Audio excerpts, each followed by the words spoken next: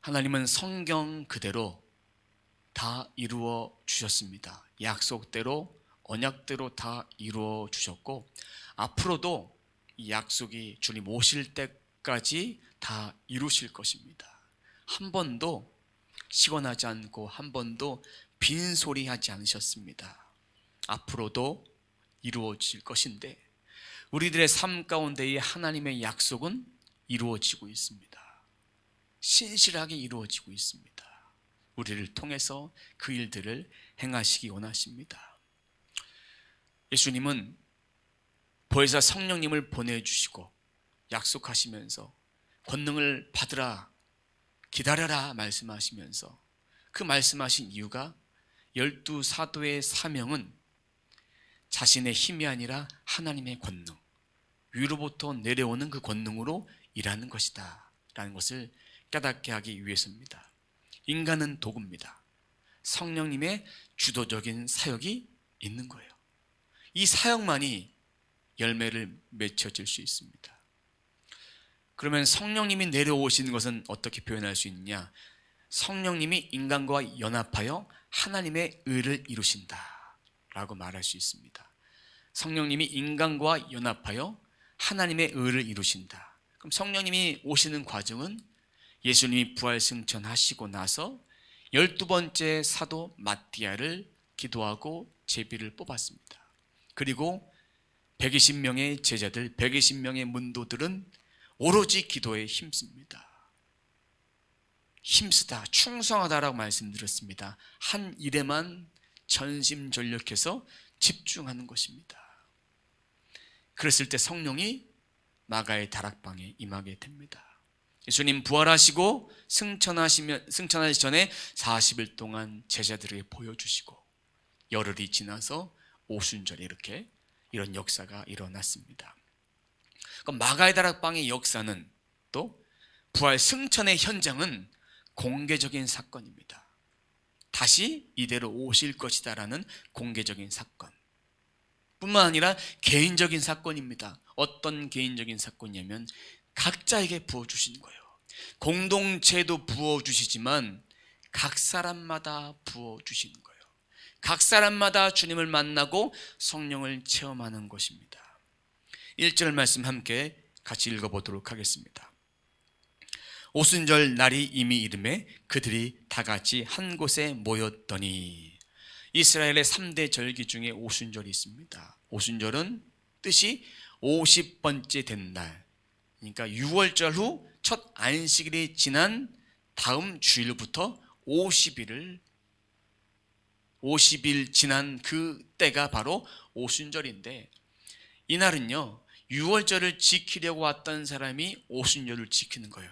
왜냐하면 오순절은 그 50일째 되는 날 하루만 지키면 되는 것입니다.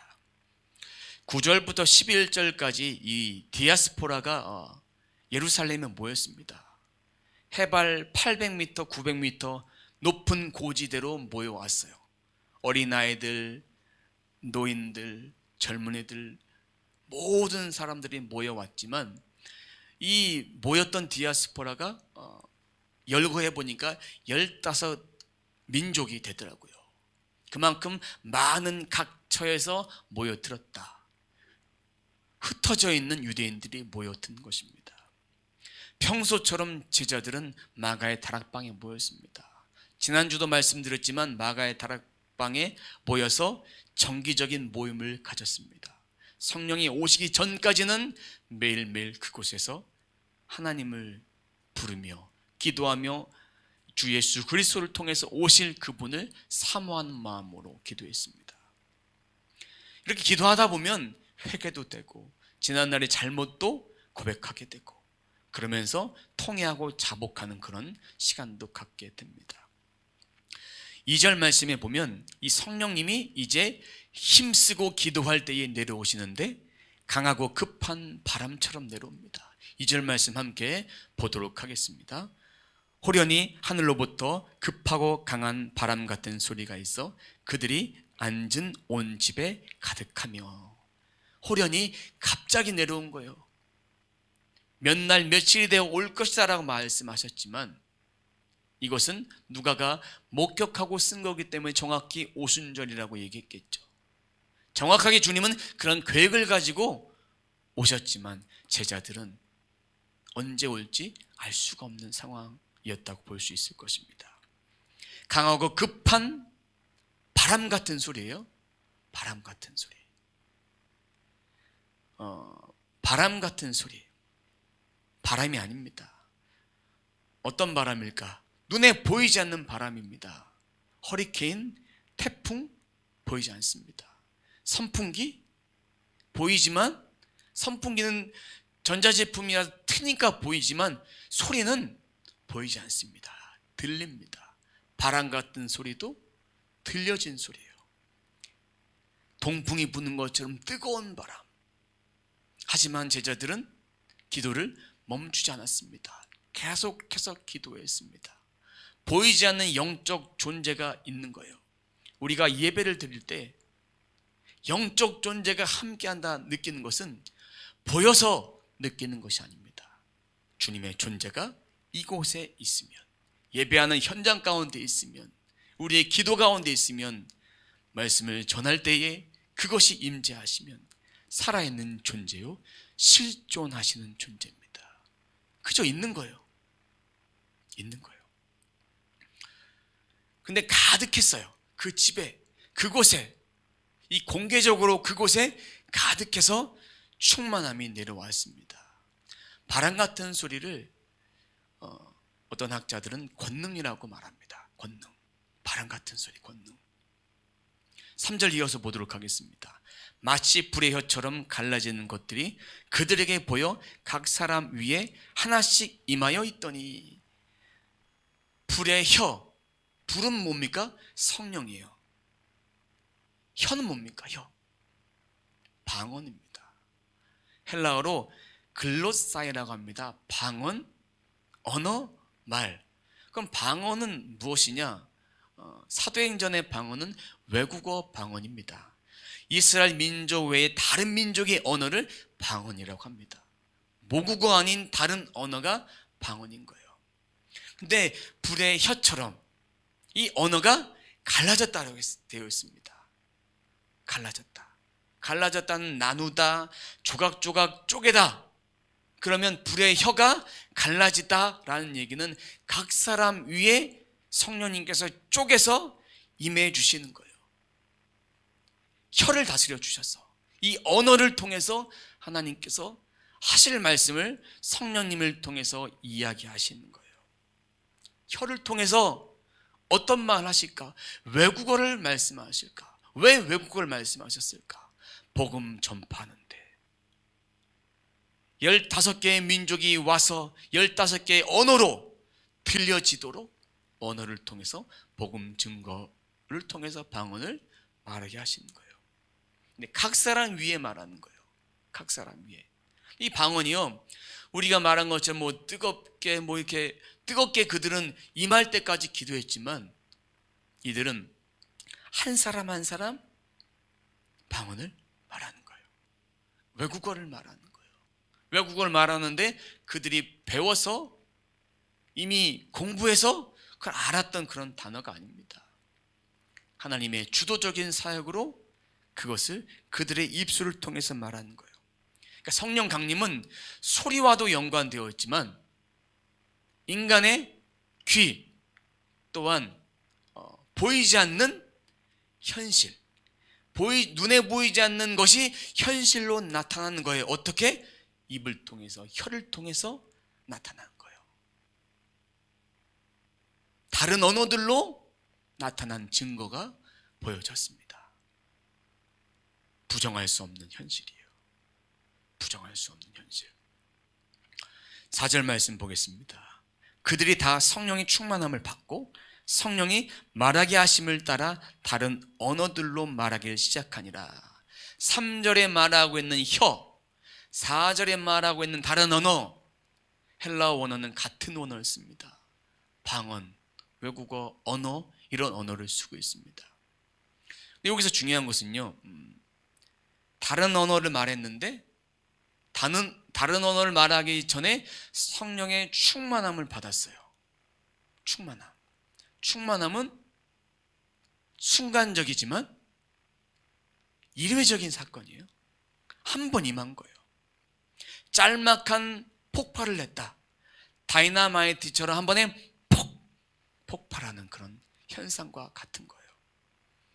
그럼 성령 충만은 황홀경에 빠졌다라고 말하지 않습니다.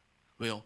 복음 증거하려면 지적이고 어떤 대상에게 말해야 될지 모르기 때문에 그 대상에게 말하기 위해서는 황홀경이나 무질서해서는 안 됩니다. 성령의 이름으로, 주 예수 그리스도의 이름으로 복음 전할 때는 상식적으로 그리고 보편적으로 다 알아들을 수 있도록. 근데 이들이 15개 국 중에 어떤 국을 서로 말했는지는 알 수는 없지만, 어떤 메시지를 전했는지 성경은 기록하고 있지 않지만, 이 메시지를 통해서 각 사람의 심령을 흡입하신 거예요. 회개하라, 천국이 가까웠느니라. 어떤 메시지가 들려왔는지 모릅니다. 주 예수 그리스도를 통해서, 과거에 나와 있는 그 율법의 말씀을 통해서 그들이 심령 가운데 아직도 주님을 비방하고 주를 믿지 않는 것들, 어떤 말씀, 그런 말씀들을 통해서 하셨다는 것이죠. 이렇게 지적으로, 보편적으로 말씀해 주신 거예요. 복음은 보편적인 거예요. 모두가 다 들을 수 있는 것입니다. 오순절의 성령 강림 사건은 삼위 하나님이신 성령님께서 임하시는 것인데, 이례적인 사건이지만 이례적으로 끝나는 것이 아니라 영구적인 강림인 거예요. 성령 강림 사건은, 이게 증거가 되는 이유는 우리가 예수님을 믿고 나서, 예수님도 믿지만 성령님이 우리 안에 거하시는 거예요. 우리 안에 거하시니까 이 성령님은 떠나지 않으시는 거예요. 우리가 예수 믿고 세례를 받습니다. 바로 이때의 성령 강림은 우리가 예수 믿고 성령으로 세례를 받으라는 주의 말씀으로 제자들이 받은 거예요. 근데 영원히 성령님이 한 번 오셨지만 주님 다시 오실 때까지 계속 계시는 영구적인 강림 사건으로 우리는 받고, 그렇게 우리는 이 안에 성령님이 계십니다. 그러니까 우리가 예수를 믿고 나서 성령 세례를 받은 거예요. 오순절의 성령 강림 사건은 성령 세례와 성령 충만이 함께 온 거예요. 왜요? 사도들이 1차 증인이 되어야 되는 거예요. 사도들이 1차 증인이 되어야 되는 거예요. 우리는 2차 증인으로 받는 거예요. 하지만 성령이 내게 말씀하시는 1차 증인으로 우리는 또 이 말씀을 받는 거예요. 어렵게 생각하지 마시고, 1차 증인은 사도들이지만 그들을 사용하기 위해서 성령은 강림하셨고, 권능을 통해서 오셨고, 또 성령 세례, 성령 충만을 통해서 함께 복합적으로 오신 거예요. 다 한꺼번에 오셨어요. 우리들은 성령 세례를 예수를 믿고 받고 충만함을 입는 것은 단회적인 사건이기 때문에 매일매일 충만함을 입어야 됩니다. 그럼 성령 세례에 대해서 좀 말씀을 드리면, 성령 세례는 인간과 하나님과의 단절된 관계를 회복하는 거예요. 무슨 얘기냐? 우리가 죄로 인해서 하나님과의 관계가 단절되어 있었습니다. 예수 그리스도를 믿음을 통해서 단절이 회복된다라는 얘기는 성령 세례를 받게 된다. 성령 세례를 받으면 어떤 일이 일어나냐? 예수 그리스도를 믿게 되면 어떤 일이 일어나느냐? 성령을 통해서 예수를 믿으니까 우리의 죄를 자복하고 회개하고 잘못된 것들을 낱낱이 드러냅니다. 드러내요. 평양 대부흥 운동에서도 길선주 장로가 자신의 죄를 다 고백했어요. 그때 폭발적인 역사가 일어났습니다. 이것도 마찬가지로 제자들이 그 안에서 자신의 죄악들을 고백하니까 물밀듯이 성령이 뜨거운 바람처럼 하늘에 급하고 강한 바람처럼 불의 혀같이 갈라짐을 통해서 각 사람 위에 임하게 된다라는 것입니다. 그러면 성령 세례는 예수를 믿고 받는 것인데, 그럼 성령 세례의 증거? 성령 세례를 받았다는 것을 방언을 받았다라고 표현하지만, 성령 세례가 하나의 증거로, 성령 충만의 증거로 방언을 받은 거예요. 성령 세례는 모든 믿는 자들에게 보편적으로 주시는 거예요. 이 안에 성령이 계시니까. 성령 세례를 받음을 통해서 충만하면 개개인별로 임하여졌을 때 방언을 받는 거예요. 오늘 말씀처럼 성령의 충만함을 받고 성령의 말하게 하심을 따라 다른 언어들로 말하기 시작하니라 라고 성경은 말해주고 있습니다. 120 문도에게, 120 제자들에게 성령 세례가 임하고 성령의 충만함을 받아서 다른 언어들로, 다른 방언으로 말한 것입니다. 그러면 성령 충만임에서 위로부터 권능 입혀지니까 그 증거로 방언을 말한 거예요. 성령 세례를 받았다, 방언을 못해? 그럴 수 있습니다. 그럴 수 있어요. 정죄할 대상이 아닙니다. 예전에는 그런 분들도 있었습니다. 방언을 못하면 신앙생활을 제대로 한 것이 아니다. 방언을 못하면 구원받은 것이 아니다. 절대 그렇지 않습니다. 방언을 하는 사람들이 있고 못하는 사람들이 있습니다. 이미 와 계신 성령님 가운데에 충만함을 경험할 때 각가지 은사들을 주시는 거예요. 이미 주신 것을 우리가 잘 사용하는 거예요. 사람들에게는 숨겨진 재능들이 다 있습니다. 각자, 저에게도 그렇고 여러분들에게도 각자 그런 은사들이 있는데, 그 은사들을 잘 사용하는 사람은 개발하는 것이고, 그 은사를 통해서 활성화시키는 것이고, 잘하지 못하면 익숙하지 않는 거. 왜? 방언이란 언어가 평상시 말하는 언어가 아니기 때문에 익숙하지 않는 거예요. 익숙하지 않는 거예요. 그럼 성령 세례는 하나님과의 관계를 시작하는 것이다. 그러니까 성령 세례는 한 번만 받는 거예요. 예수를 믿고 구원받는 거 한 번만 받는 거예요. 한 번 받은 뒤에 우리는 받은 자로서 매일매일 충만함으로 우리가 계속해서 주님과의 관계를 맺어가는 거예요. 일주일에 한 번 만나는 관계와 자주 소통하는 관계는 친밀도가 다릅니다. 성령 충만은 매일매일 주님과 교제할 때, 주의 말씀과 주의 기도를 통해서 교제할 때에 성령 충만할 수 있습니다. 계속해서 반복적으로 받아야 되는 거예요. 받아야 되는 거예요. 그러면 성령 충만이 우리 영 안에는 있지만 육체에 부으시도록 첫 번째로 제압하신 것이 혀입니다. 왜냐하면 인간의 혀는 어느 누구도 제압하기가 힘들어요.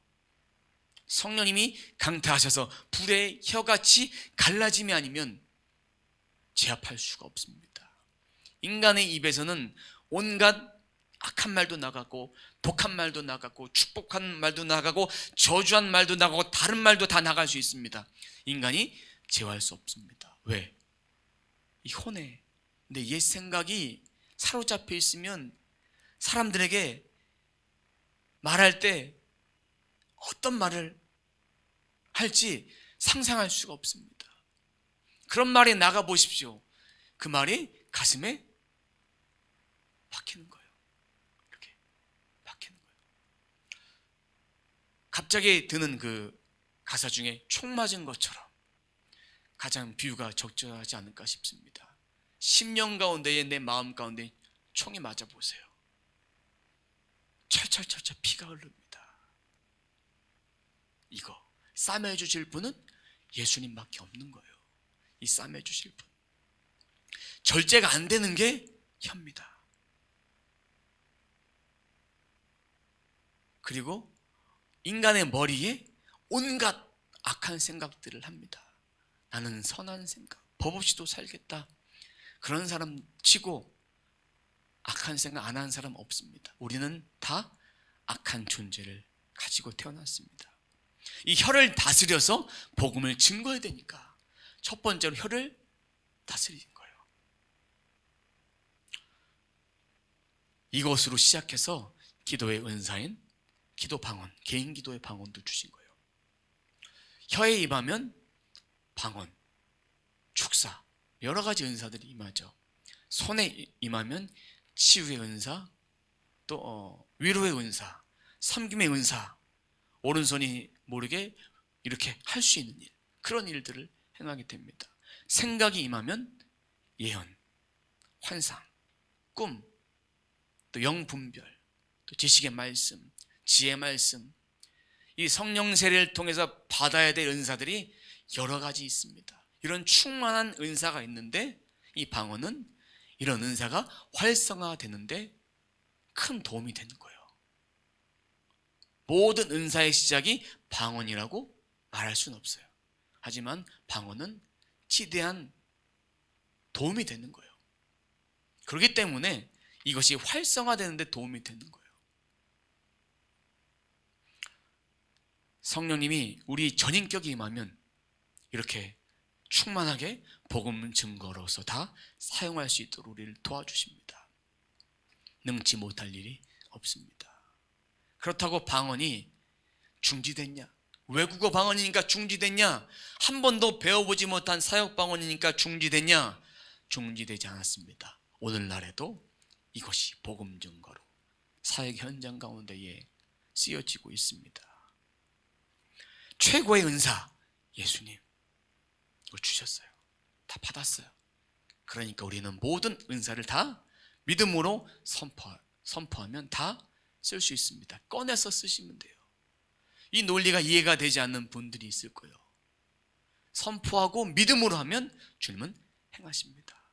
우리가 믿음이 없어서 받지 못하는 것이지 주님은 주시지 않는 것이 아무것도 없습니다. 이 구원에 다 담겨져 있습니다. 그러면 사도행전 방언과 고린도전서의 방언을 잠시 좀 살펴보도록 하겠습니다. 사도행전 방언은 하나님의 큰일, 공적 사역을 위해서 사용하셨습니다. 11절 하반절 말씀 함께 읽어보도록 하겠습니다. 우리가 다 우리의 각 언어로 하나님의 큰일을 말함을 듣는도다. 15지역에 흩어져 있던 사람이 들은 거예요. 이 메시지를 다 들은 거예요. 하나님이 크신 일을 하고 있다는 것을 다 들었어요. 한 사람 한 사람 이렇게 하는 거예요. 우리가 기도할 때처럼 함께 이렇게 기도하는 그런 수준이 아니라 한 사람이 방언하고 한 사람이 방언하는데 그 중에는 해석한 자가 없었지만 이 사람들이 마가의 다락방 주위에 모여서 다 듣는 거예요. 하나님의 크신 일을 다 들어요. 또 하나의 방언은 고린도전서의 방언입니다. 하나님께 말하는 방언입니다. 고린도전서 14장 2절 말씀 함께 보도록 하겠습니다. 방언을 말하는 자는 사람에게 하지 아니하고 하나님께 하나니 이는 알아듣는 자가 없고 영으로 비밀을 말함이라. 영으로 비밀을 말한다. 하나님께 하는 거예요. 이때는 해석자가 필요합니다. 해석자. 하나님과 나와의 개인적인 그런 방언을 말하는 것이죠. 영의 비밀을 말하니까 해석이 되는 것도 있고 해석이 되지 않는 것도 있습니다. 계시의 비밀로 감춰진 것을 다 알려고 해서도 안 되는 것이죠. 근데 여기서 고린도전서에 보면 또 다른 방언이 하나가 나옵니다. 어떤 방언이냐면 사도행전처럼 공적인 방언이 나옵니다. 고린도전서 14장 13절 말씀입니다. 함께 읽도록 하겠습니다. 그러므로 방언을 말하는 자는 통역하기를 기도할지니. 이 말씀은요, 통역자가 없으면 방언하지 말라라는 얘기는 대표 기도나 공동체 메시지로 전해졌을 때 그때 통역자가 없으면 하지 말라는 얘기예요. 방언 기도 하지 말라라는 얘기 아닙니다. 방언 기도 할 때, 개인 방언 기도 할 때 통역자가 없으면 아예 입을 닫으라 하는 방언 기도의 금지 구절이 아닙니다. 통역을 해야 계시의 비밀이 뚫리고, 그래야 그것이 예언으로 받을 수 있습니다. 믿는 자나 믿지 않는 자나 다 받아서 아 그렇구나 라고 하면서 외국인이 되지 않는 거예요. 그리고 교훈의 말씀을 받아들일 수 있으니까 덕을 세울 수 있고 열매를 맺어질 수 있습니다. 저도 이렇게 예언 사역을 할 때 방언 기도를 합니다. 방언 기도를 쫙 하고 그 다음에 인간의 생각이 섞여지지 않게끔 이렇게 주신 그 메시지를 이렇게 전합니다. 이 방언을 통해 주셨던 메시지를 그대로 전합니다. 근데 여기 보면요, 교회의 덕을 세우지 못한다고 합니다. 교회의 덕. 이 교회란 말은요, 헬라어로 에클레시아라고 합니다. 에클레시아의 뜻은 뭐냐면 건물을 말하는 것이 아닙니다. 건물을 말하는 것이 아니라 예수 안에 거룩해진 사람들, 영적 이스라엘 백성들, 성도, 또 교회 공동체,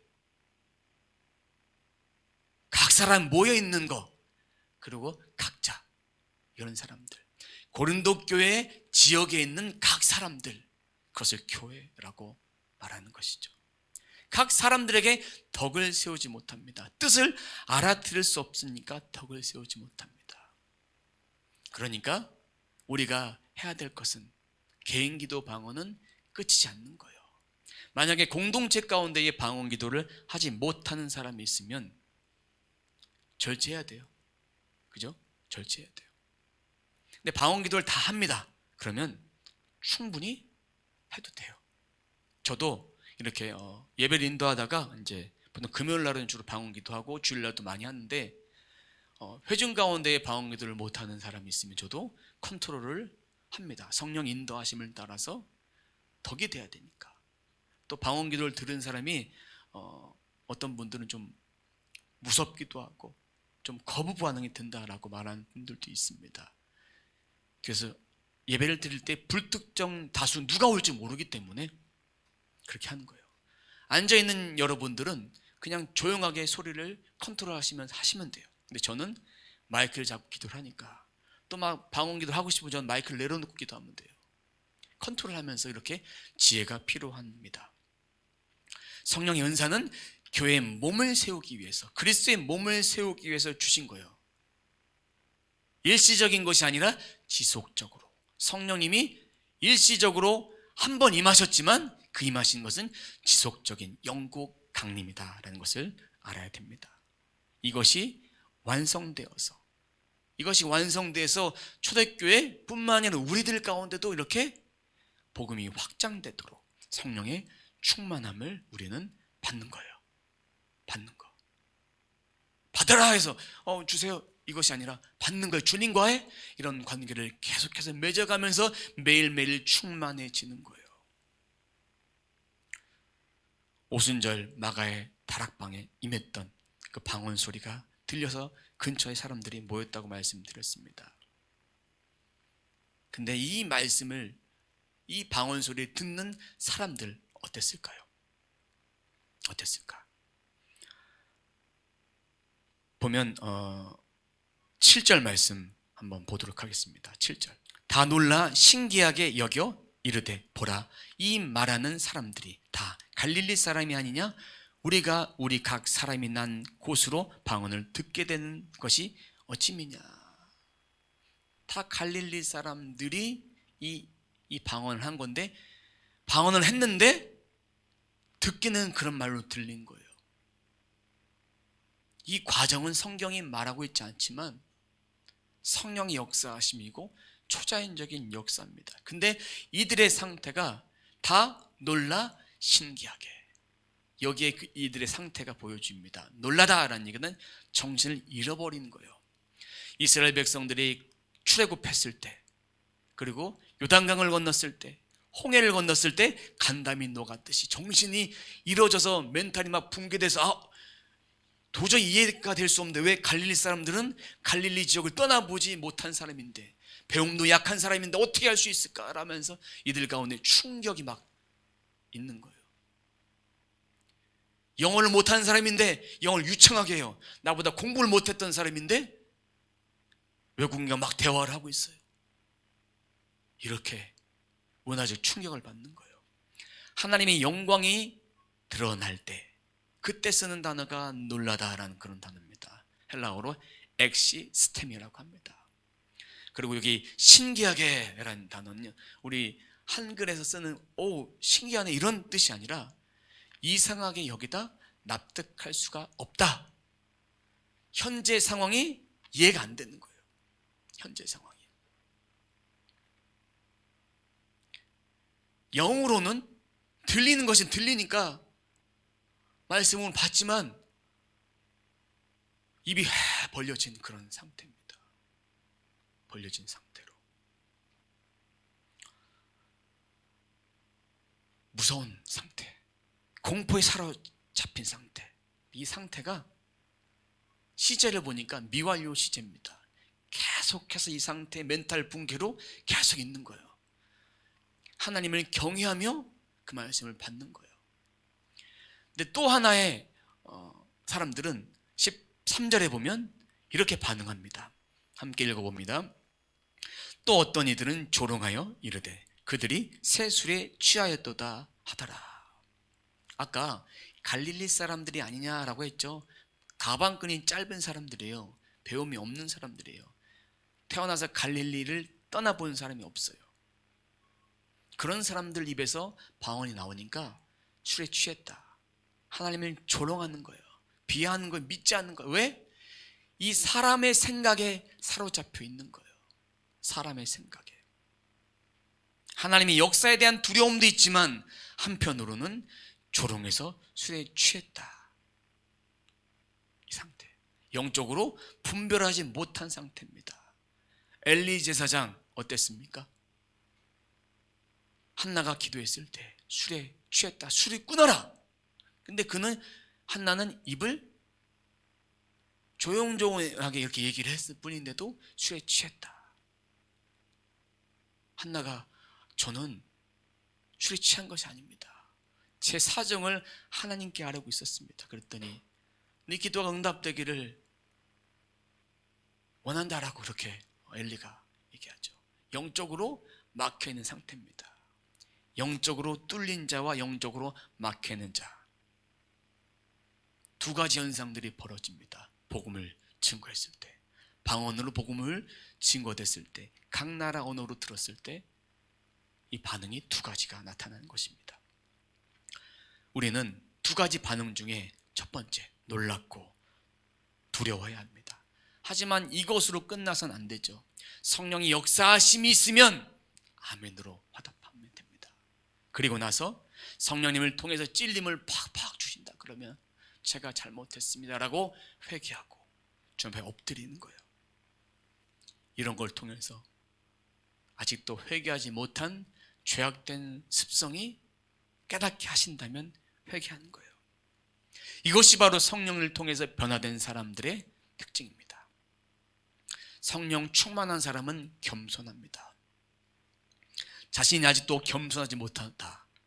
아직도 완전한 충만함, 성령님 안에 잠겨지지 못한 거예요. 잠겨지지 못한 거예요.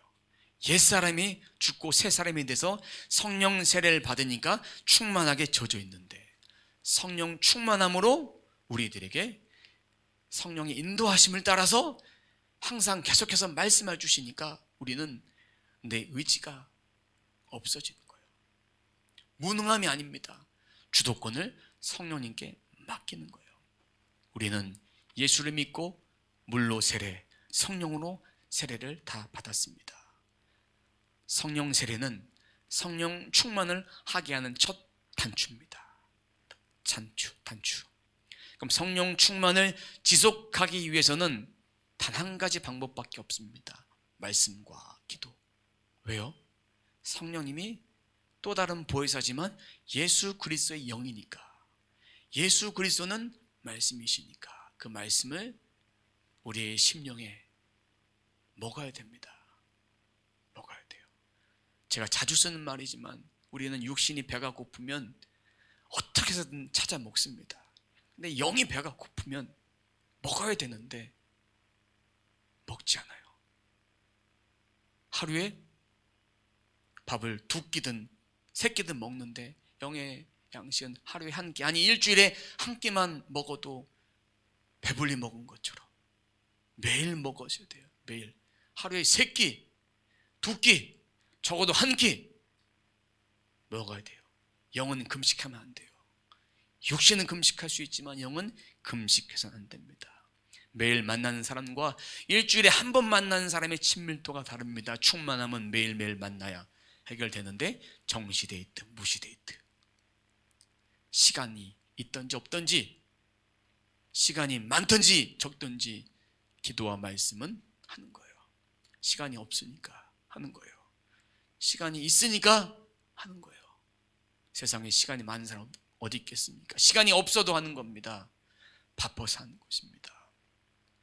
제가 어저께 밤에 기도를 하고 계속 기도가 끊이지 않더라고요. 이렇게 충만함으로 계속 기도하는데 성령이 불의 혀처럼 바람처럼 이렇게 막 오는 그런 영적인, 그 눈에 보이진 않지만 영이 임하는 것을 체험했습니다. 그걸 주신 이유는 오늘 말씀처럼 저에게도 이렇게 이런 것도 확증을 주시는 것이죠. 왜? 1차 사도들에게 증거가 주셨고 저도 이런 것을 체험해야 주시는데, 이 방언을 할 때 어떤 방언이 막 나왔냐면 외국어 방언이 막 나오더라고요. 저는 그 설교하기 전날에 말씀에 있었던 것이 실제로 제 안에 막 부딪히고 와닿고 막 이렇게 하시더라고요. 제가 할 수 없는 그런 영역의 것들, 그리고 그런 걸 통해서 제 내적으로 주님 말씀하신 음성들이 있었습니다. 여러분들도 기도할 때에 그런 음성을 주실 것입니다. 그때에 반드시 적어 놓으십시오. 그랬을 때 하나님께서 응답하실 때, 이때 말씀하셨구나, 하나하나 모자이크처럼 이렇게 이어지는 것을 우리는 응답으로 나중에 받게 될 것입니다. 12명의 제자, 12사도, 그리고 다른 무리들, 120명의 제자들이 예수 그리스도께 집중했기 때문에 이런 역사가 일어났습니다. 우리도 집중해야 될 대상은 예수님께 집중하는 거예요. 저는 성령의 은혜를 사모하고 은사도 사모하지만 은사만 사모하는 자가 아닙니다. 예전엔 제가 그랬죠. 은사만 사모했던 자였습니다. 하지만 예수 그리스도 안에 있으면 모든 것이 다 있으니까, 모든 것이 다 있으니까 우리는 진짜로 이 비밀을 다 권능으로, 권세로 다 사용할 수 있습니다. 사용할 수 있어요. 그리고 우리 각 사람에게는 지식을 주셨어요. 지혜를 주셨어요. 성령 충만의 증거가, 또 다른 증거가 뭐냐, 이 말씀과 기도로 충만해지면 이 머릿속에 생각을 주세요. 생각을 통해서 예언을 주시고 환상을 주시고 영분별을 주시고 지혜의 말씀을 주시고 지식의 말씀을 주시고, 지혜의 말씀이 계속 떠올리게 하시고, 지식의 말씀은